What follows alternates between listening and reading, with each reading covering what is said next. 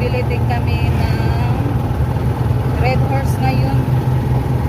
Ayan yung mga karga. Doon pa sa likod. Bili din ako ng sangka para sa nilagang baka. Uy. Magunit ya Janet. Dito tayo bibili ng Red Horse mga kaibigan. Sa humay-humay. Bayad muna tayo. Yan po yung bibilihin natin. Saka ito. Yan, nakabayad na po ako. Yung Red Horse. Yan, thank you so much po sa lahat na bumibili sa tindahan namin.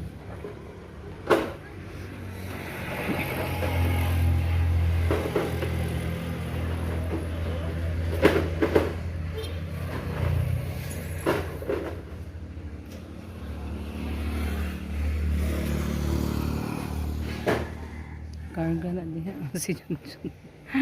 Yan ayon na. Walang hapon. Pasikuan na itong gihang kuan. Ay, nung kuan, ma'am. Ano sa man? Sito. Apple. Oh.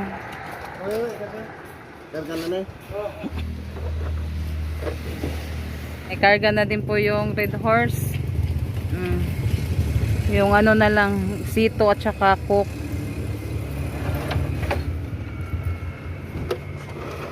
Ay, mga kaibigan, naikarga na po yung coke.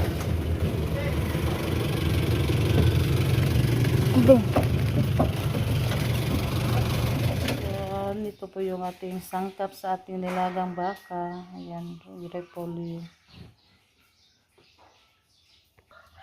Mga kaibigan, naluto na po yung ating nilagang baka. Wow, sarap to.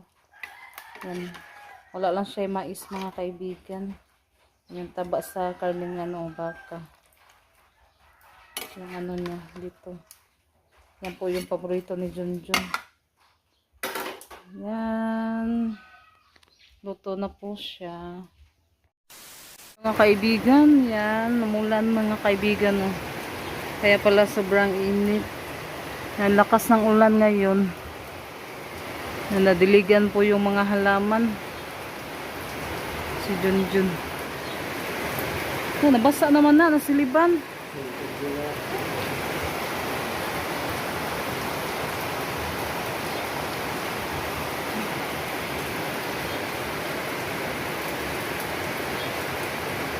Thank you Lord. Yan, muulan siya.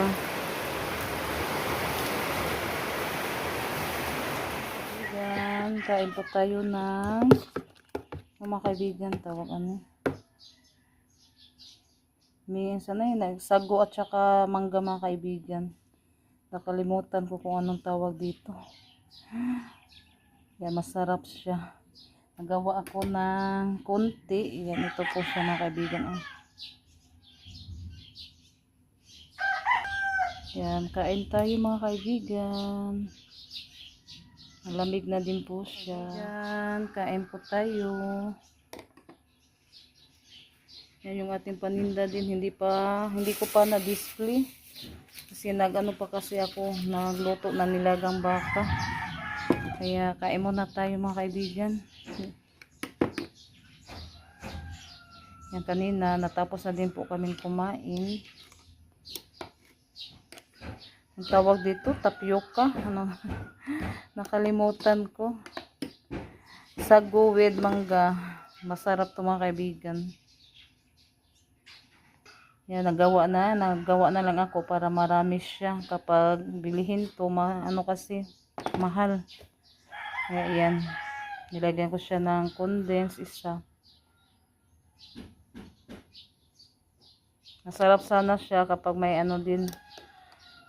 Nestle cream, pero wala, hindi ako nakabili na Nestle cream. Pwede okay na po to kasi peso naman siya mga kaibigan. Condense lang po yung nilagay ko, isang lata na condense na maliit.